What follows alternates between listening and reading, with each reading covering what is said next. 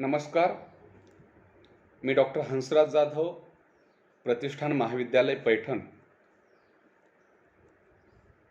यशवंत महाविद्यालय नांदेड या महाविद्यालयाचा मराठी विभाग आणि कल्पक विद्यार्थी समूह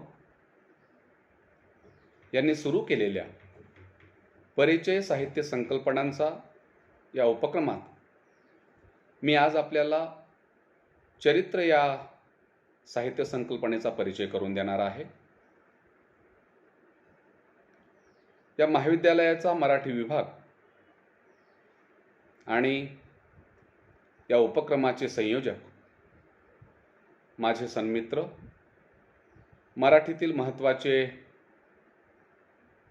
लेखक, महत्त्वाचे चर्चक, एक उत्तम वाचक, उत्तम शिक्षक असलेले, उत्तम निवेदक असलेले डॉक्टर विश्वाधार देशमुख यांचं प्रथमतः मी अभिनंदन करतो आणि त्यांना धन्यवादही देतो.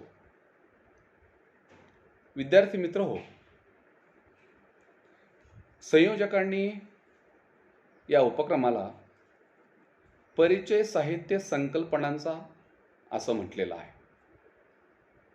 साहित्य प्रकार किंवा वाङ्मय प्रकार असं न म्हणता ज्या अर्थी त्यांनी संकल्पनांचा परिचय असं म्हटलंय, त्या अर्थी या उपक्रमात कुठल्याही पद्धतीने या संकल्पनेविषयी, चरित्र या संकल्पनेविषयी ढोबळमानाने चर्चा करणं अपेक्षित नाही. चरित्र किंवा कोणतीही संकल्पना घेतली तरी त्या संकल्पनेची एक तात्विक प्रकारची मांडणी, त्या रूपबंधाविषयीची एक सैद्धांतिक मांडणी करणं संयोजकाला अपेक्षित आहे आणि संकल्पना म्हणून त्याची ती गरजही आहे. या उपक्रमात कथा, कविता, नाटक, कादंबरी या संकल्पनांचा मान्यवर अभ्यासकांनी तुम्हाला परिचय करून दिलेलाच आहे. मी ज्या संकल्पनेचा परिचय करून आपल्याला देणार आहे ती चरित्र ही संकल्पना. चरित्र ही संकल्पना किंवा हा वाङ्मय प्रकार याची मोठी आभाळ झालेली आपल्याला दिसेल. जागतिक साहित्यामध्ये, भारतीय साहित्यामध्ये किंवा मराठी साहित्यामध्ये चरित्र नावाची ही संकल्पना किंवा चरित्र नावाचा हा साहित्य प्रकार नीटपणे पुरेशा प्रमाणात लिहिलाच गेला नाही. आणखीन तरी अशा परिस्थितीत तिचा संकल्पना म्हणून परिचय करून देताना मोठीच अडचण होणार आहे. कारण कुठलीही संकल्पना त्या टप्प्यावरच्या लेखकांनी, त्या टप्प्यावरच्या साहित्यिकांनी हाताळल्याच्या नंतरच तिच्यातला जो विकासाचा टप्पा आहे, विकासाची दिशा आहे, ती पूर्णत्वास जात असते. आणि म्हणून ही संकल्पना स्पष्ट करत असताना आपण सुद्धा त्या टप्प्यावरच्या महत्त्वाच्या चरित्रांचा, महत्त्वाच्या चरित्रकारांच्या मांडणीचा विचार करून आपण ही संकल्पना समजून घेऊया.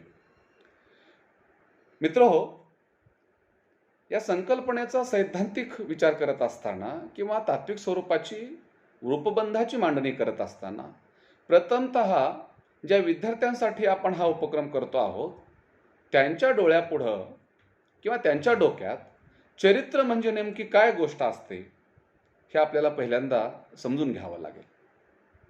आपण सर्वांनीच अगदी लहानपणापासून मराठीच्या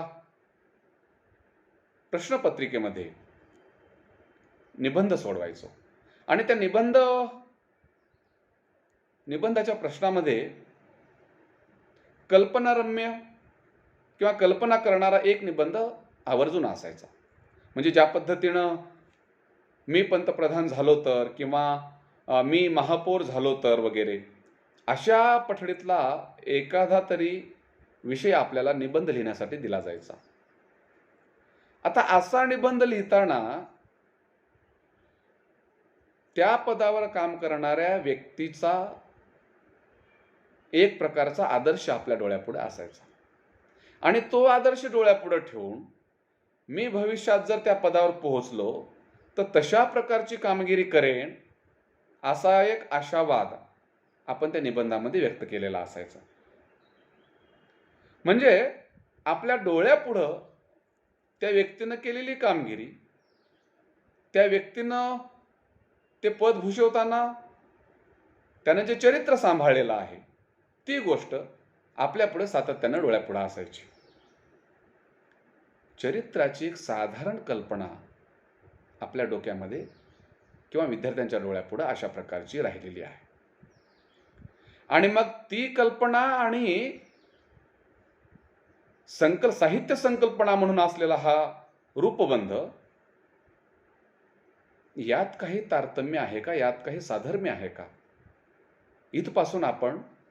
यापासून आपण याच्या मांडणीला सुरुवात करूया. विद्यार्थी मित्र, तुम्हाला माहिती आहे की साहित्यामध्ये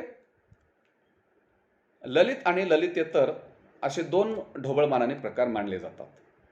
कथा, कविता, कादंबरी, नाटक याला आपण साधारणपणे ललित साहित्य असं म्हणतो. तर वैचारिक साहित्य, काही विवेचनात्मक लेखन किंवा प्रबंधात्मक लेखन असेल तर त्याला आपण ललितेतर साहित्य असं म्हणतो. आता चरित्र हा वाङ्मय प्रकार, चरित्र हा साहित्य प्रकार नेमका ललित साहित्याच्या प्रकारात येतो का ललितेतर साहित्याच्या प्रकारामध्ये? तर चरित्र हा वाङ्मय प्रकार, चरित्र ही संकल्पना ललित आणि ललितेतर याच्या सीमारेषेवर असलेला हा प्रकार आहे. आणि म्हणून चरित्र ही संकल्पना समजून घेत असताना चरित्राचा किंवा चरित्र या शब्दाचा अर्थ नेमका काय आहे ते प्रथमतः आपल्याला पाहावं लागेल. मराठी व्युत्पत्ती कोशात चरित्राचा अर्थ आचरण, जीवनयात्रा, कृती, पराक्रम असा दिलेला आहे. तर महाराष्ट्र शब्दकोशामध्ये चरित्राचा अर्थ वर्तन, क्रिया, कृत्य किंवा आचरण असा दिलेला आहे. ह्या दोन्हीपेक्षा संस्कृतमधल्या शब्दकोशाने मात्र चरित्राचा अर्थ थोडासा वेगळा दिलेला असं आपल्याला दिसेल. चालचलन, शील, सदाचार, वागणूक असा अर्थ संस्कृत शब्दकोशाने दिलेला आहे. म्हणजे तुमच्या लक्षात येईल की माणसाच्या वर्तनाला शील आणि सदाचाराची जोड या संस्कृत शब्दकोशाने दिलेली आहे. आणि म्हणून ह्या अर्थाच्या बरोबरीनंच ज्या काही मान्यवरांनी चरित्राच्या व्याख्या केलेल्या आहेत त्यामध्ये मराठीतल्या मान्यवरांच्या काही व्याख्या असतील किंवा पाश्चात्य लेखकांनी केलेल्या काही व्याख्या असतील. हेरॉल्ड निकोलसन चरित्राची व्याख्या करताना असं म्हणतो, biography is the history of the lives of individual men as a branch of literature. तर ऑक्सफर्ड या शब्दकोशाने, ऑक्सफर्डच्या कोशात चरित्राची व्याख्या the history of the life of an individual as a form of literature अशी केलेली आहे. सिडनी ली या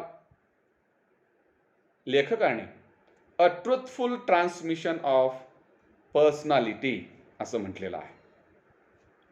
तर द न गोखले या मराठी चरित्रकाराने चरित्र म्हणजे एका माणसाच्या जीवनाचा किंवा जीवनखंडांचा वृत्तांत सांगणारी कलाकृती असं म्हटलेलं आहे.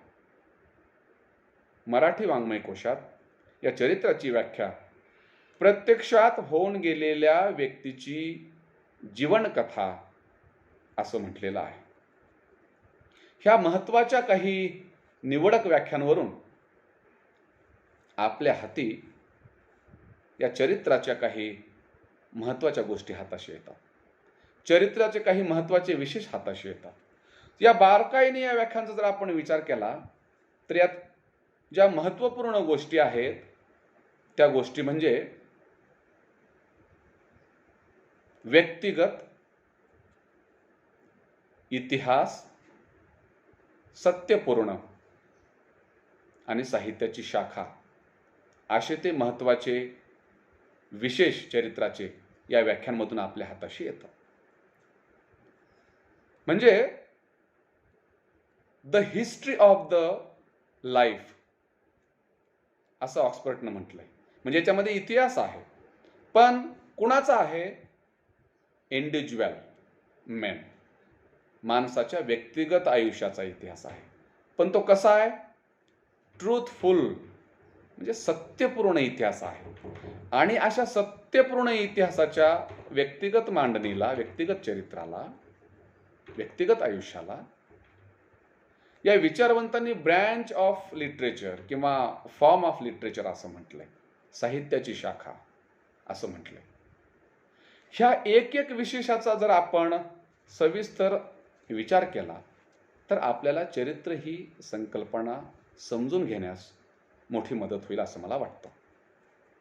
आता बघा, यामधला महत्त्वाचा विषय जो आहे चरित्राचा तो म्हणजे व्यक्तिगत आयुष्याची माहिती, इंडिव्हिज्युअल.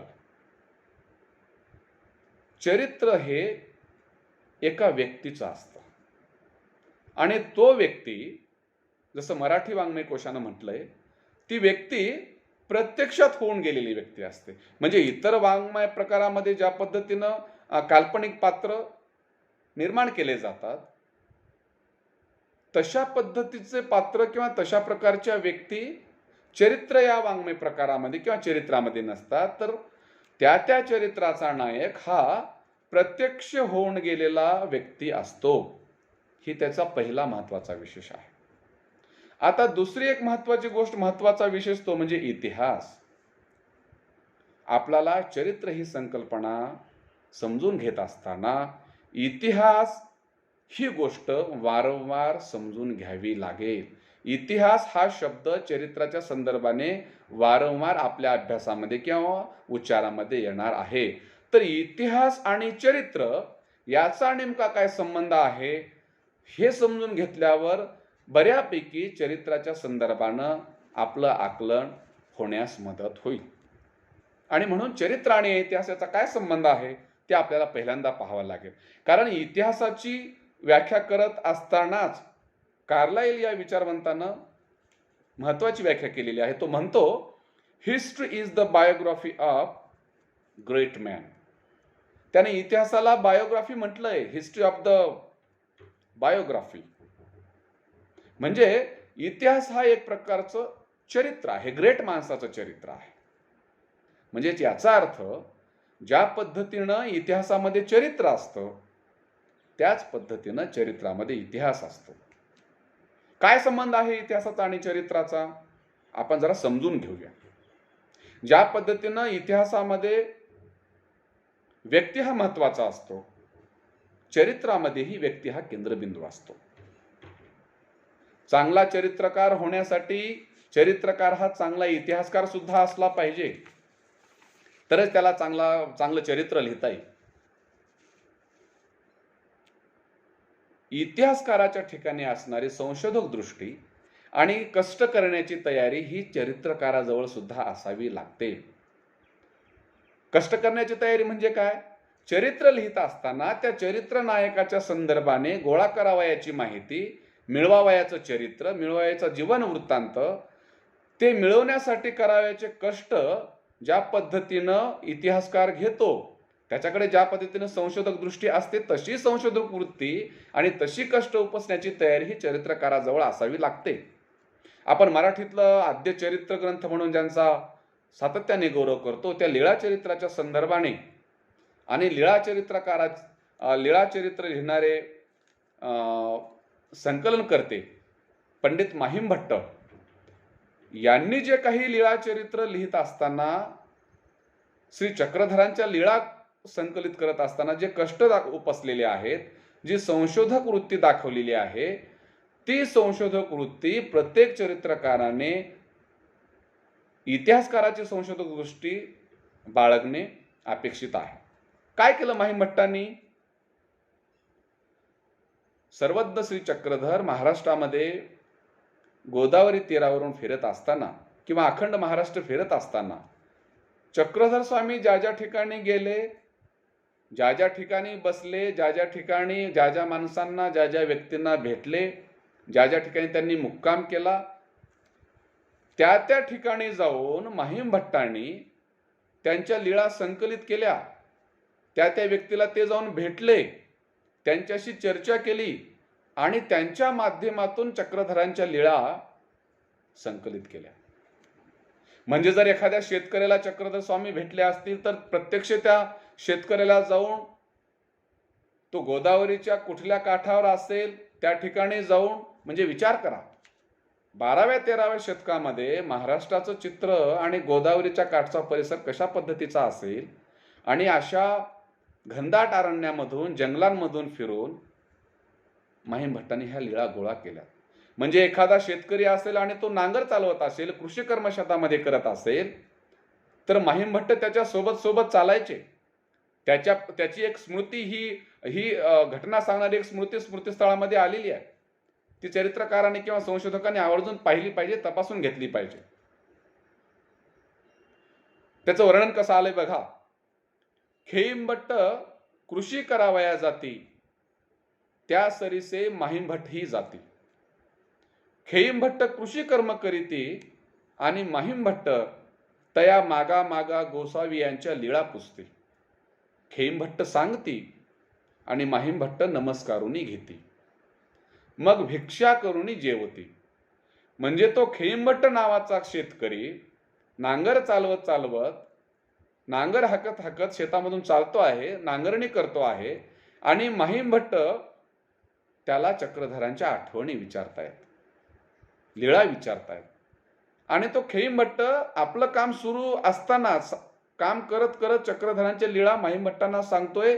माहीमभट्ट त्या अत्यंत आदरपूर्वक स्वीकारतात, लिहून घेतात आणि त्या शेतकऱ्याकडून कसल्याच प्रकारचं जेवण, पाणी, उदक वगैरे न घेता अक्षरशः भिक्षा मागून जेवण करतात. अशा प्रकारचे कष्ट उपसण्याची तयारी हे चरित्रकाराकडे असली पाहिजे. आणि त्यांच्या या कष्टामुळेच लीळा चरित्र एक सुंदर चरित्र म्हणून मराठी साहित्यामध्ये निर्माण झालं. ती संशोधक दृष्टी चरित्रकाराजवळ असली पाहिजे. कारण ज्या पद्धतीनं चरित्रात इतिहास अपरिहार्य असतो, म्हणूनच चरित्राला इतिहास लिहिण्याच्या संदर्भातले एक उपयुक्त साधन म्हणून गणल्या गेलेलं आहे. ज्या पद्धतीने चरित्र आणि इतिहासामध्ये एक प्रकारचे संबंध आहेत, अशा प्रकारचा एक अनन्वय असा संबंध आहे, त्याच पद्धतीनं चरित्र आणि इतिहास याच्यामध्ये भेद सुद्धा आहे. जर इतिहासामध्ये आणि चरित्रामध्ये इतक्या प्रकारचे संबंध असतील, इतकी एकरूपता असेल, तर मग चरित्राला इतिहास म्हणावं का, किंवा इतिहासाला चरित्र म्हणावं का? तर अर्थातच नाही. का नाही? तर इतिहास आणि चरित्रामध्ये एक प्रकारचा भेद सुद्धा आहे. काय भेद आहे? जसं आपण म्हणालो की चरित्रामध्ये एका व्यक्तीचा जीवन वृत्तांत असतो, तिथे एक व्यक्ती अपेक्षित असते, चरित्र नायक अपेक्षित असतो, आणि त्या चरित्र नायकाच्याच अवतीभोवती सगळा वृत्तांत फिरत असतो. इतिहासामध्ये तसं नसतं. इतिहास हा अनेक व्यक्तींचा असतो आणि त्या अनेक व्यक्तींच्या बरोबरच इतिहासामध्ये घटना, प्रवाह, प्रसंग आणि त्या प्रवाहाला फोर्स करणाऱ्या काही शक्ती, काही फोर्स कारणीभूत असतात. त्याचा सुद्धा इतिहासामध्ये विचार केलेला असतो. इतिहासामध्ये जसं आपण म्हणालो की चरित्रामध्ये ज्या पद्धतीने व्यक्तीच्या व्यक्तिगत आयुष्याची मांडणी केलेली असते, तशी चरित्रामध्ये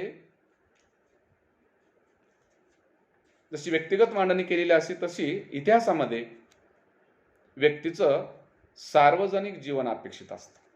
म्हणजे व्यक्तीच्या जीवनाच्या दोन बाजू ज्या पद्धतीनं आहेत, एक व्यक्तिगत बाजू आणि एक सार्वजनिक बाजू. तर चरित्रामध्ये व्यक्तिगत बाजू असते, तर इतिहासामध्ये सार्वजनिक बाजू असते. चरित्रामध्ये व्यक्तिगत घटनांची नोंद असते, तर इतिहासामध्ये सार्वजनिक घटनांची नोंद असते. म्हणजे आपण जर असं विचार केला तर समजा आपल्याला छत्रपती शिवाजी महाराज समजून घ्यायचा आहे, त्यांचा जीवन वृत्तांत समजून घ्यायचा आहे, तर शिवरायाचं चरित्र वेगळं आणि एकूणच मराठी साम्राज्याचा इतिहास समजून घेतानाचा इतिहास वेगळा. या चरित्र आणि इतिहासामध्ये गल्लत होण्याची शक्यता बऱ्याचदा निर्माण होते.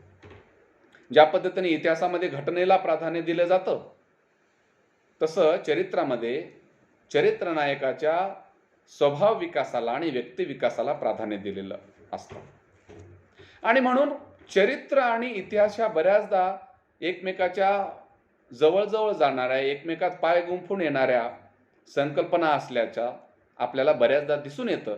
परंतु तो सूक्ष्म भेद जर आपण टिपला तर चरित्राचं साहित्य मूल्य आपल्याला चटकन लक्षात येईल. परंतु चरित्र लिहिता असताना इतक्या सगळ्या इतिहास आणि चरित्राचा जवळचा संबंध असल्यामुळं चरित्र लिहित असताना बऱ्याचदा चरित्राचा इतिहास होण्याचा धोका सुद्धा संभवत असतो. का संभवतो असा धोका? तर चरित्र नायकाच्या व्यक्तिमत्वापेक्षा जर आपण तत्कालीन घटना आणि विचार प्रवाहांचा, चळवळींचा साकल्याने विचार करायला लागलो आणि त्यांनाच केवळ महत्त्व द्यायला लागलो, तर बऱ्याचदा चरित्राचा इतिहास होऊन बसतो. म्हणजे ज्या पद्धतीनं न. चि. केळकरांनी टिळकांचा 3 खंडामध्ये टिळकांचं चरित्र लिहिलं, मराठीतलं महत्त्वाचं चरित्र, परंतु ते चरित्र लिहित असताना न. चि. केळकरांनी ज्या गोष्टींमध्ये टिळकांचा फारसा संबंध नसतानाही संमती वयाचा कायदा आणि शारदा सदनचं प्रकरण, या प्रकरणावर विस्तृत चर्चा केलेली आहे. म्हणजे चरित्र नायक असलेल्या खुद्द टिळकांचा यात सहभाग असलेला दिसतच नाही, तरी पण केळकरांनी या विषयाला जास्त महत्त्व देऊन टिळक चरित्र इतिहासाकडे झुकवलेला आहे. किंवा गोम कुलकर्णी यांनी न्यायमूर्ती रानडे यांचं चरित्र लिहित असताना चरित्र नायक म्हणून न्यायमूर्ती रानडेंवर विस्तृत लिहायला हवं होतं, सविस्तर लिहायला हवं होतं, परंतु गोम कुलकर्णींनी न्यायमूर्ती रानडेंच्या चरित्रावर केवळ 40 पानं लिहिलेली आहेत. संभाजीराजांच्या चरित्रासंदर्भातही ही गोष्ट सांगता येईल. वाशी बेंद्रे या महत्त्वाच्या इतिहासकाराने जवळजवळ 42 वर्ष संशोधन करून संभाजीराजांचं चरित्र लिहिलं. परंतु ते चरित्र लिहित असताना ते चरित्र बऱ्याचदा इतिहासाकडे झुकलेलं दिसतं. इतिहास म्हणून ते उत्तमच आहे, परंतु चरित्र ही संकल्पना समजून घेत असताना चरित्र म्हणून तिथे चरित्रावर इतिहासाने मात केलेली आपल्याला पाहायला मिळेल. आता आपण चरित्राचा व्यक्तिगत आणि इतिहास हे 2 निकष समजून घेतल्याच्या नंतर तिसरा महत्त्वाचा चरित्राचा निकष आपल्या डोळ्यापुढे येतो, तो म्हणजे सत्यपूर्णता किंवा सत्यनिष्ठता. चरित्रात आलेला चरित्र नायकाचा जीवन वृत्तांत हा सत्यपूर्ण असावा लागतो किंवा सत्यनिष्ठ असायला लागतो. हा अत्यंत महत्त्वाचा निकष आहे. म्हणजे चरित्राचा महत्त्वाचा उद्देश हा व्यक्तिमत्वाचे यथार्थ चित्रण करणे हा आहे, सत्यकथन करणे हा आहे. आणि जर आपण सत्यकथन केलं नाही तर त्या चरित्राला चरित्र म्हणावं की नाही, जर आपण सत्याचा सत्यापलाप केला तर त्याला चरित्र म्हणावं की नाही, हा प्रश्न अर्थातच निर्माण होतो. आणि म्हणून चरित्र नायकाच्या संदर्भात असलेल्या सगळ्या घटना, सगळा वृत्तांत कुठलाही आडपडदा न ठेवता सत्य पद्धतीनं कथन केला पाहिजे. ज्या पद्धतीनं आंद्रे मार्वा नावाच्या फ्रेंच चरित्रकाराने व्हॉल्टेअरचं चरित्र लिहिलं आणि व्हॉल्टेअरचं चरित्र लिहिताना त्याच्या चरित्रामध्ये, त्याच्या व्यक्तिमत्वामध्ये असलेल्या विरोधाभास किंवा विरोधी गुण कुठलीही भीडभाड न ठेवता आंद्रे मारवानी अत्यंत पद्धतशीरपणे त्या ठिकाणी मांडलेला आहे. म्हणजे व्हॉल्टेर हा जसा उदार होता तसाच तो कंजूस आणि चिक्कू सुद्धा होता. तो जसा शूर होता तसा तो भित्राही होता. म्हणजे ह्या परस्पर विरोधी वाटणाऱ्या दोन्हीही गुणांचं वर्णन आंद्रे मारवानी त्याच्या चरित्रामध्ये केलेलं आहे. म्हणजे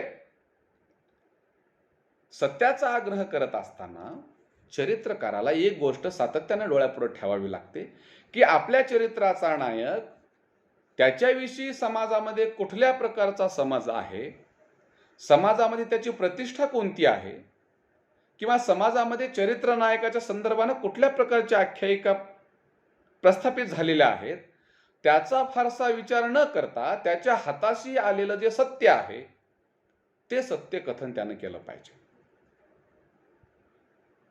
आणखीन दुसरी महत्वाची गोष्ट म्हणजे चरित्रकाराने चरित्र नायकाचा फाजील गौरव किंवा उदर न करता किंवा निंदाही न करता त्याचे चित्र उभे केले पाहिजे. म्हणजे चरित्र नायकाच्या संदर्भामध्ये आरत्या ओवाळणं हे जसं चरित्रासाठी बाधक आहे, तसंच एखाद्या व्यक्तीची निंदा करणं हे सुद्धा बाधकच आहे. नर फाटकांनी त्यांच्या न्यायमूर्ती रानडेंच्या चरित्रामध्ये तो दोष स्वीकारलेला आहे. न्यायमूर्ती रानडेंचं चरित्र रंगवत असताना नर फाटकांनी विष्णूशास्त्री चिपळूणकरांवर यथेच्छ तोंडसूक घेतलेला आहे. असं चरित्रामध्ये होता कामा नये. दुसरी महत्वाची गोष्ट, चरित्रकाराला एक सातत्यानं भीती वाटत असते. ती कोणती भीती आहे की एखाद्या व्यक्तीचं चरित्र लिहित असताना त्याचे आप्तसंबंधी, त्याचे नातेवाईक किंवा त्यांचे अनुयायी नाराज होतील की काय, दुखावतील की काय, आणि मग ते दुखावणार नाहीत याची काळजी घेत त्याला ते चरित्र लिहिण्याची कसरत करावी लागते. आणि अशा भीतीच्या वातावरणातून चरित्रकाराच्या हातून सत्य निष्ठून जाते की काय अशी एक शक्यता निर्माण होते. परंतु चरित्रकाराने ह्या गोष्टीला अत्यंत हळवारपणे तारतम्य ठेवून ती गोष्ट हाताळली पाहिजे आणि त्यांच्या कुठल्याही भीतीला न घाबरता सत्यकथन केलं पाहिजे. जॉन्सनचे चरित्र बॉस्वेलनं लिहिलं आणि बॉस्वेल हा जॉन्सनचा शिष्य, आणि शिष्यानं गुरुचं चरित्र लिहिलं. परंतु ते चरित्र लिहित असताना बॉस्वेलने जॉन्सनचा राकटपणा, त्याचा चिडखोरपणा आणि विक्षिप्तपणा यावर टिप्पणी केली. आणि जेव्हा त्यांच्या अनुयायांनी, चाहत्यांनी ते चरित्र पाहिलं तेव्हा त्या चाहत्यांनी बॉस्वेलला विनंती केली की तू ह्या चरित्रातून ह्या गोष्टी काढून टाक जॉन्सनच्या संदर्भातल्या. तेव्हा बॉस्वेलनं दिलेलं जे उत्तर आहे ते उत्तर सगळ्या चरित्रकारांसाठी अत्यंत महत्त्वाचं आहे. चरित्र ही संकल्पना नेमकी कुठल्या दिशेने जायला हवी, कशी असायला हवी त्याचं सूचन करणारी आहे. काय म्हणाला बॉस्वेल त्यांना की मी कोणाला खुश करण्यासाठी त्या वाघाची नखे छाटून त्याला मांजर बनवण्याची माझी अजिबात इच्छा नाही. म्हणजे बघा, व्यक्तीच्या अंगी असणारे गुण दोष, सगळ्या प्रकारच्या उणीवा, त्याचे सामर्थ्य मांडण्याची ताकद चरित्रकाराजवळ असली पाहिजे.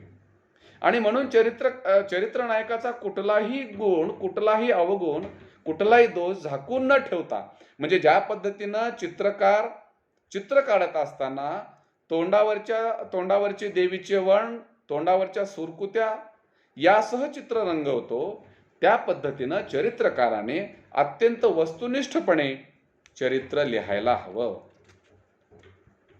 आणि हे सत्यकथन करत असताना त्या चरित्र नायकाचे दोष दाखवण्याची गरज चरित्रकाराजवळ असते. ती गरज चरित्रकाराने भागवली पाहिजे. हा अत्यंत महत्त्वाचा निकष चरित्राचा सांगावा लागेल. दोष कसे की आपला चरित्र नायक हा एक हाडामासाचा माणूस आहे आणि म्हणून त्याच्या अंगी गुण असण्याबरोबरच दोष असण्याची सुद्धा जी नैसर्गिक शक्यता असते, ती शक्यता गृहीत धरून त्यांच्या दोषाचंही वर्णन, त्याच्या दोषाचंही चित्रण त्याच्या चरित्रामध्ये आलं पाहिजे. तसं न करता जर आपल्या चरित्र नायकाच्या भोवती एक गूढतेचं आवरण जर निर्माण केलं आणि आपल्या चरित्र नायकाची आकाशातील तेजोगोलाप्रमाणे जर वर नेऊन स्थापना केली, तर तो चरित्र नायक सामान्य वाचकांच्या हाती लागणार नाही. आणि म्हणून सत्यकथन करणं अत्यंत आवश्यक आहे. आता सत्यकथन करणं ही चरित्राची जशी अपरिहार्यता आहे, पण मग हे सत्य नेमकं मिळवायचं कसं? म्हणजे चरित्र लेखनाची साधने कोणती आहेत, ज्या साधनांच्या माध्यमातून आपल्याला चरित्र लिहिता येईल, त्या चरित्र नायकाची माहिती संकलित करता येईल, त्या साधनांचा विचार करणं आपल्यासाठी आवश्यक आहे. जसं मी तुम्हाला सांगितलं की माहीम भट्टांनी लीळा चरित्राचे लेखन करत असताना चक्रधरांच्या लीळांचं संकलन कष्टपूर्वक केलं, त्याचं तुम्हाला आताच मी निवेदन केलेलं आहे. तशा कोणत्या साधनांची उपलब्धता झाल्याच्या नंतर चरित्रकाराला चरित्र उत्तम पद्धतीने लिहिता येईल, त्याचा विचार आपण आता करूया. त्यामधलं महत्त्वाचं साधन आहे ते साधन म्हणजे पत्र. म्हणजे चरित्र नायकाने इतरांना लिहिलेली, इतर व्यक्तींना, इतर संस्थांना लिहिलेली पत्र, किंवा इतर व्यक्तींनी, इतर संस्थांनी चरित्र नायकांना लिहिलेली पत्र, ही पत्र चरित्र लेखनामध्ये साधन म्हणून अत्यंत महत्त्वाची भूमिका बजावतात. परंतु ही पत्र चरित्र नायकाने किंवा त्यांच्या संबंधित असलेल्या त्यांच्या अनुयायांनी, त्यांच्या नातेवाईकांनी ती सांभाळून ठेवली पाहिजे.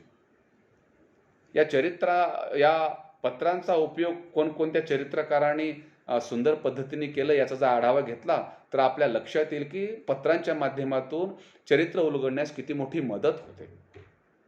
म्हणजे नेपोलियन बोनापार्टचं चरित्र एमिल लुडविग या चरित्रकाराने लिहिलं. त्या चरित्रामध्ये चरित्रकाराने नेपोलियनच्या प्रेमपत्राचा अत्यंत सुंदर पद्धतीने उपयोग करून घेतलेला आहे. म्हणजे जगजिंकण्यासाठी निघालेला नेपोलियन नेहमी मोहिमेवर असायचा, नेहमी लढायांच्या स्वारीवर असायचा. परंतु युद्ध मोहिमेवर असताना सुद्धा नेपोलियन आपल्या पत्नीला म्हणजे जोसेफाईनला प्रेमपत्र लिहायचा. तो वारंवार पत्र लिहायचा, प्रेमपत्र लिहायचा, परंतु त्याची पत्नी जोसेफाईन मात्र त्याच्या प्रेमाला उत्तर देण्यास उत्सुक नसायची. ती क्वचित प्रसंगी त्याला उत्तर द्यायची आणि तिच्या अशा वागण्यामुळं नेपोलियन नाराज व्हायचा आणि तरीही पण तो पत्र पाठवायचा आणि त्याची पत्नी उत्तर द्यायची नाही. ह्या सगळ्या प्रक्रियेमधून तो अत्यंत नाराज झाला आणि पुढे पुढे तर नेपोलियनला आपल्या पत्नीच्या चारित्र्यावर संशय यायला लागला. आणि संशय येत असतानाच एके दिवशी त्याला अशी माहिती कळाली की त्याची पत्नी जोसेफाईन ही दुसऱ्याच कोणातरी मनुष्याच्या प्रेमात पडलेली आहे. आणि झालं पुढे पुढे नेपोलियन तिच्या ह्या पत्नीच्या ह्या वागण्यामुळं नेपोलियन सुद्धा पुढे चालून परस्त्रियांशी जाहीरपणे संबंध ठेवायला लागला. आता नेपोलियन सारख्या जगज्जेत्या लढवयांच्या व्यक्तिगत चरित्रातली ही माहिती, पत्नीच्या संदर्भातली ही माहिती केवळ त्याच्या प्रेमपत्रामुळे वाचकांना उपलब्ध होऊ शकली. म्हणजे एमिल लुडविगनं नेपोलियनच्या व्यक्तिगत पत्राचा जो काही सुंदर पद्धतीने उपयोग करून घेतलाय, ती उपलब्धता आपल्यासाठी महत्वाची आहे. कवी शेलेचं चरित्र आंद्रे मारवाने लिहिलं. त्याच्या सुद्धा प्रेमपत्राचा उपयोग आंद्रे मारवाने अतिशय सुंदर पद्धतीने केलेला आहे. आपल्या भारतीय साहित्यामध्ये इंदिरा गांधींच्या चरित्राच्या संदर्भात अशीच गोष्ट आपल्याला सांगता येईल. पुपुल जयकर यांनी इंदिरा गांधीचं जे चरित्र लिहिलं, ज्या चरित्राच्या 14 आवृत्त्या निघाल्या आणि अत्यंत प्रसिद्ध ते चरित्र झालं. त्या चरित्रामध्ये पुपुल जयकर यांनी इंदिरा गांधींच्या अनेक पत्रांचा उपयोग करून घेतलेला आहे. पुपुल जयकर ह्या इंदिरा गांधींच्या मैत्रीण होत्या आणि मैत्रीण असल्यामुळं रात्रंदिवस त्यांच्या सोबत असताना त्यांच्या व्यक्तिगत आठवणी, व्यक्तिगत आयुष्यातल्या काही घटना, इंदिरा गांधींच्या स्वभावाची अत्यंत सूक्ष्म माहिती लेखिकेला होती, पुपुल जयकर यांना होती. आणि म्हणून त्यांनी त्या पत्रांचा उपयोग ह्या चरित्रामध्ये करून घेतलेला आहे. म्हणजे इंदिरा गांधी आणि पंडित जवाहरलाल नेहरू या बाप लेकीमध्ये जे काही पत्रव्यवहार व्हायचा, त्या पत्रव्यवहाराचा अत्यंत चांगल्या पद्धतीनं वापर चरित्रकाराने या चरित्रामध्ये करून घेतलेला आहे. म्हणजे या उपक्रमाचे संयोजक डॉक्टर विश्वाधार देशमुख यांनी काही दिवसापूर्वी जे या पंडित जवाहरलाल नेहरू आणि इंदिरा गांधी यांच्या संबंधावर, नातेसंबंधावर जे काही एक बापलेकीच्या नातेसंबंधातलं एक सुंदर व्याख्यान दिलं, त्याच्यामध्ये सुद्धा या पत्रांचा उल्लेख आलेला आहे. म्हणजे इंदिरा गांधी 5 वर्षाच्या असताना पंडित नेहरूंनी त्यांना पत्र लिहायला सुरुवात केली बघा. आणि इंदिरा गांधी 8 वर्षाच्या असताना त्यांनी पहिलं पत्र आपल्या पित्याला म्हणजे पंडित नेहरूंना लिहिलं. तर अशा अनेक पत्रांचा वापर या पुपुल जयकर यांनी या चरित्रामध्ये केलेला आहे. बाबासाहेबांच्या संदर्भातही, डॉक्टर बाबासाहेब आंबेडकरांच्या संदर्भातही या पत्रलेखनाचा आपल्याला विचार करता येईल. बाबासाहेबांची अनेक पत्र उपलब्ध आहेत. त्या पत्रांच्या माध्यमातूनही बाबासाहेबांचं चरित्र समजून घेण्यास आपल्याला मोठी मदत होते. या पत्राच्या नंतर दुसरं महत्त्वाचं साधन चरित्र लिहिण्यासाठी जे आहे ते म्हणजे रोजनिशी. रोजनिशी म्हणजेच दैनंदिनी किंवा ज्याला आपण डेली डायरी असं म्हणू.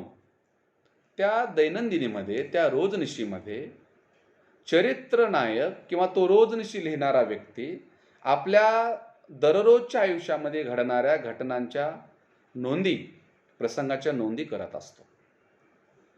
त्या नोंदी चरित्र लिहिताना अत्यंत महत्त्वाच्या ठरतात. परंतु रोजनिशी लिहिण्याची आपल्याकडे मोठी उदासीनता आहे. आपण पुढे कोणी मोठे व्यक्ती हो आणि पुढे कधी आपल्याला चरित्र लिहायची गरज पडेल असं म्हणून काही कोणी डायरी वगैरे लिहून ठेवण्याच्या भानगडीत फारसं पडत नाही. परंतु मित्रहो, पुढच्या पिढीसाठी प्रत्येकाने आपली दैनंदिनी लिहून ठेवणं अत्यंत आवश्यक आहे. या दैनंदिनीचा उपयोग संत साहित्याचे चरित्रकार, संतांचे चरित्रकार ल रा पांगारकर यांनी स्वतःचं आत्मचरित्र लिहिताना, चरितचंद्र लिहिताना या दैनंदिनीचा अत्यंत सुंदर पद्धतीने उपयोग करून घेतलेला आहे. त्या प्रस्तावनेमध्ये त्यांनी रोजनिशीचा आवर्जून उल्लेख केलेला आहे. म्हणजे रोजनिशी ही चरित्रकाराला, चरित्रनायकाच्या चरित्राची क्रमवार संगती लावत असताना अत्यंत महत्त्वाचं साधन म्हणून उपयोगी पडत असतं. त्यानंतर आठवणी हे सुद्धा अत्यंत महत्त्वाचं साधन चरित्र लेखनाच्या संदर्भामध्ये म्हणून आपल्याला सांगता येईल.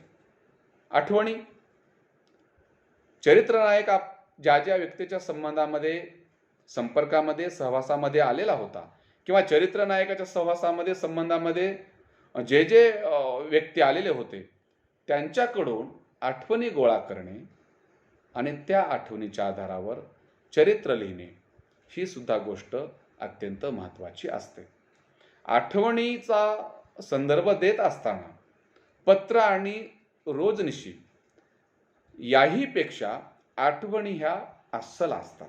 कारण पत्रामध्ये किंवा रोजनिशीमध्ये तरी चरित्रनायक हा काही वेळेला काही लपवून ठेवण्याची शक्यता नाकारता येत नाही. म्हणजे दैनंदिनी लिहिताना, पत्र लिहिताना एक प्रकारची कृत्रिमता त्यामध्ये असण्याची शक्यता निर्माण होते. ती शक्यता आठवणीमध्ये अजिबात नसते. म्हणजे सांगायचा मुद्दा असा की पत्र लिहित असताना व्यक्ती एकाच गोष्टी संदर्भामध्ये 2 व्यक्तींना पत्र लिहित असताना 2 भूमिका किंवा वेगवेगळ्या भूमिका मांडू शकतो. आठवणीमध्ये तशा प्रकारची शक्यता होत नाही. पत्र, रोजनिशी आणि आठवणी या चरित्रलिखाणाच्या साधनाव्यतिरिक्त वस्तुसंग्रहालय आणि चरित्रसूची ह्या दोन गोष्टीही, हे दोन महत्त्वाचे साधनेही आपल्याला वापरात आणता येतील. मित्रो, जे काही साधनं मी तुम्हाला आता चरित्रलेखनाची सांगितली, ही साधनं चरित्र लिहित असताना अत्यंत महत्त्वाची भूमिका बजावतात. पण ह्या साधनांची विश्वसनीयता किती आणि विश्वसनीयता कशी पारख करायची, हा मोठा पेच चरित्रकाराजवळ निर्माण होतो, चरित्रकाराच्या पुढे निर्माण होतो.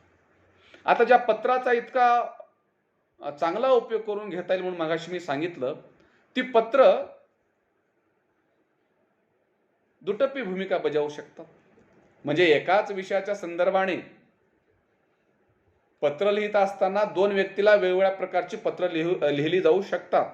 म्हणजे जर आपली तब्येत बरी नाहीये ही गोष्ट पत्राद्वारे सांगत असताना आपण जर ती गोष्ट पत्राद्वारे आपल्या प्रेयसीला सांगत असू, तर तुझ्याच आठवणीत मी झुरतो आहे म्हणून तब्येत माझी जराशी बिघडली असं कारण आपण तिला लिहिलेल्या पत्रामध्ये लिहू शकतो. पण त्याच कारणासाठी जेव्हा आपण आपल्या आईवडिलांना पत्र लिहायला बसतो, तेव्हा आपण अत्यंत अभ्यास केल्यामुळं, जास्तीचा अभ्यास केल्यामुळं माझी तब्येत जराशी बिघडली असं कारण देऊ शकतो. म्हणजे एकच गोष्ट पण दोन व्यक्तीला लिहून सांगत असताना आपली भूमिका बदललेली असते. त्याच पद्धतीनं चरित्रनायकाच्या हातून लिहिलेल्या पत्रांच्या बाबतीतही अशा प्रकारची दुटप्पी भूमिका होण्याचा संभव नाकारता येत नाही. म्हणजे एकाच कारणासाठी दोन वेगळी उत्तर आपण देऊ शकतो. तशीच गल्लत किंवा तशीच गोष्ट चरित्रनायकाच्या संदर्भाने सुद्धा त्यांच्या पूर्वायुष्यामध्ये झालेली असू शकते. तर रोजनिशीचं काय आहे? रोजनिशी सुद्धा आपण लिहित असताना आपल्याला पक्की खात्री असते की ही गोष्ट आपण लिहून ठेवतोय. या अर्थाने लिहून ठेवतोय म्हणजे ती गोष्ट भविष्यामध्ये कुणी ना कुणी वाचणार आहे. म्हणून ज्या गोष्टीची नोंद आपण करत असतो त्या गोष्टीतली काही महत्त्वाच्या गोष्टी, काही महत्त्वाचे संदर्भ जे आपल्याला किंवा आपल्या संबंधित व्यक्तीला अडचणीचे ठरू शकतील, त्या गोष्टी आपण टाळण्याची शक्यता असते. आणि म्हणून रोजनिशीची विश्वसनीयता सुद्धा कितपत मानावी हा मोठा यक्षप्रश्न चरित्रकाराच्या पुढं निर्माण होतो.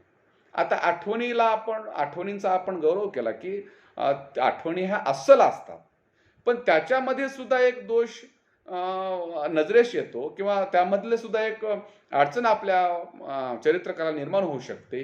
ती अशी की एखाद्या चरित्रनायकाच्या संदर्भातल्या आठवणी गोळा करत असताना ज्या ज्या व्यक्तींच्या संपर्कात आपण जातो आणि त्यांच्याकडून माहिती संकलित करण्याचा प्रयत्न करतो, तेव्हा तेव्हा त्या व्यक्ती एखादा प्रसंग सांगत असताना किंवा एखादी घटना कथन करत असताना त्यामध्ये त्याचं श्रेय किंवा त्यातला मोठेपणा तो सांगणारा आपल्याकडे घेण्याचा जाणतेपणी अजाणतेपणी प्रयत्न करताना दिसतो. आणि म्हणून तशा आठवणी कशा प्रकारच्या हाताळायच्या, कशा प्रकारच्या संकलित करायच्या आणि त्या कशा पारखून आणि तपासून घ्यायच्या, याचं एक कसब चरित्रकाराच्या जवळ असावं लागतं. म्हणजे एवढं सगळं करून सुद्धा चरित्रकाराला 100% सत्य मिळण्याची अपेक्षा करता येत नाही. आणि म्हणून चरित्रामध्ये आलेल्या चरित्राच्या संदर्भाने सुद्धा वाचकांना 100% सत्य समजून चालता येणार नाही. ही विश्वसनीयता तपासण्यासाठी मोठी अडचण आपल्याला निर्माण होताना दिसतं. आणि म्हणूनच अशा या अविश्वसनीयतेमुळेच मार्क ट्वेन याने बायोग्राफीला clothes and buttons of the man असं म्हटलेलं आहे. म्हणजे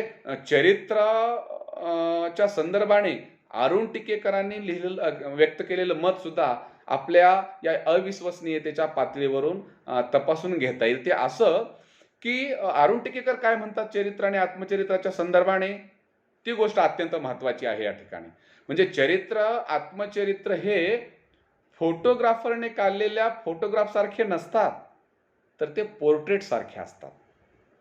कारण कॅमेरामध्ये तंतोतंत दिसतं, पोर्ट्रेटमध्ये मात्र ते लपवायचे जे आहे ते लपवता येते. चरित्र सुद्धा तसंच आहे. चरित्रामध्ये सुद्धा चरित्रकाराला जे लपवायचं आहे ते लपवता येऊ शकतं.